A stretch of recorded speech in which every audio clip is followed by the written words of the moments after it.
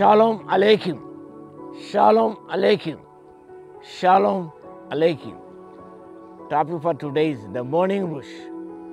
The burning bush. Text is from the book of Exodus, chapter 3, verse 3.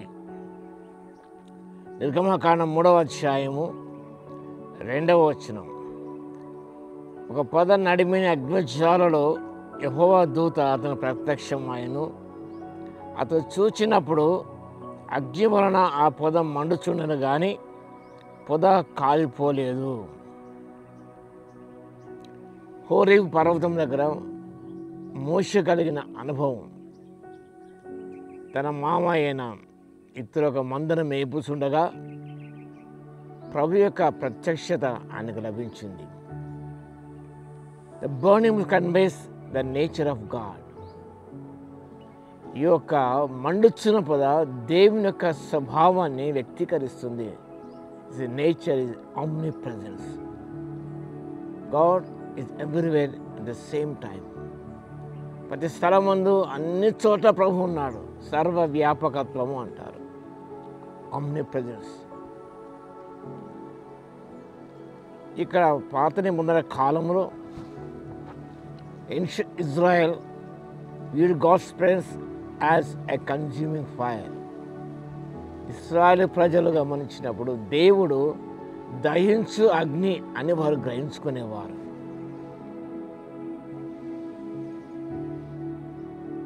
The idea is, ఇందులో విశేషంగా గమనించినప్పుడు పొద మండుచున్న కాలిపోలేదు. God is holy.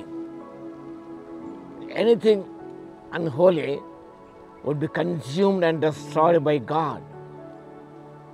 దేవుడు పరిశుద్ధమైన దేవుడు.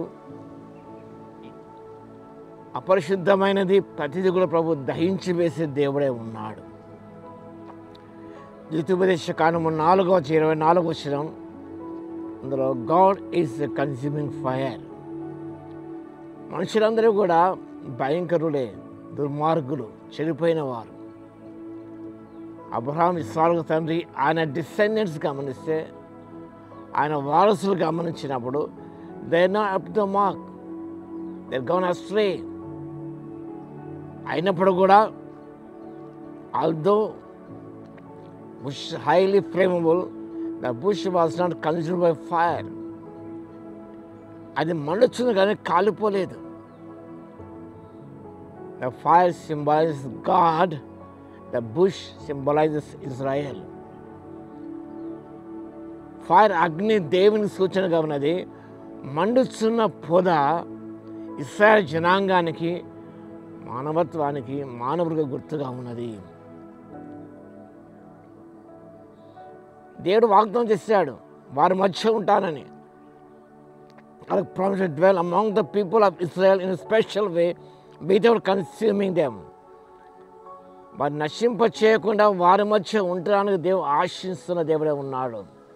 అబ్రహాము, ఇస్సాకు, యాకోబుతో దేవుడు నిబంధన చేసుకున్నాడు. విలాప వాక్యం ఇర్మియా ప్రవక్త వ్రాస్తాడు 3వ అధ్యాయం 21 నుంచి 22 వరకు గమనించినప్పుడు, we are not consumed because of his tender mercies. అనుదిన వాత్సల్యత నూతనంగా పుట్టుతున్నది కాబట్టి మన నిర్మూలన కాకున్న వారం. We are like bush. So God is fire. దహించగ్ని, కానీ మనము నిర్మూలన కాలేదు బికాస్ ఆఫ్ హిస్ మర్సీస్.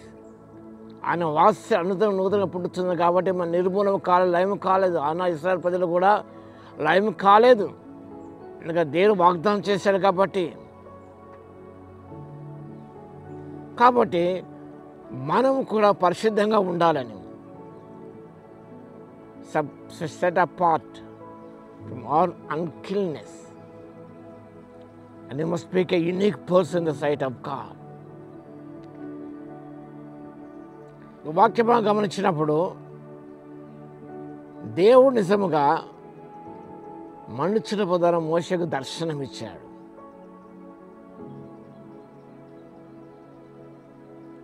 మోషే నిజముగా responded the spirit of humility, విధేయతతో ఆయన దేవునికి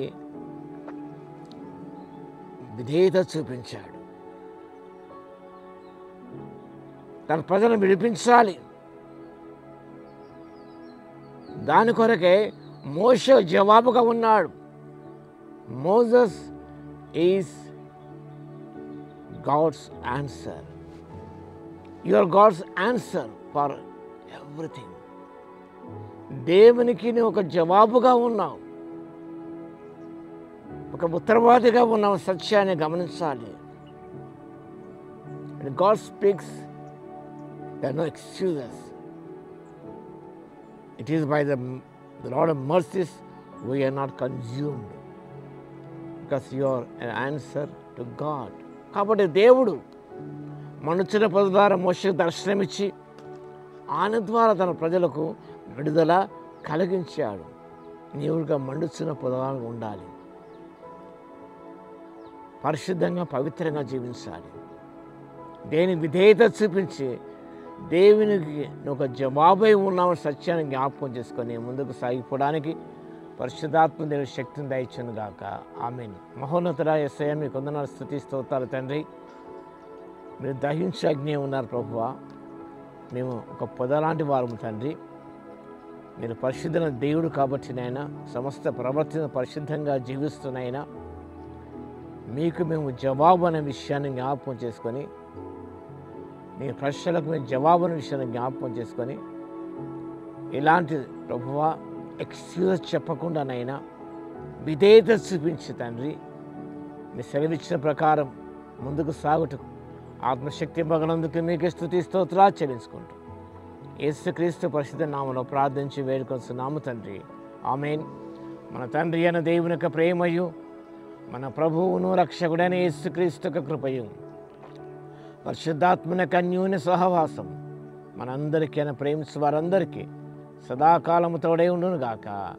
ఆమేన్.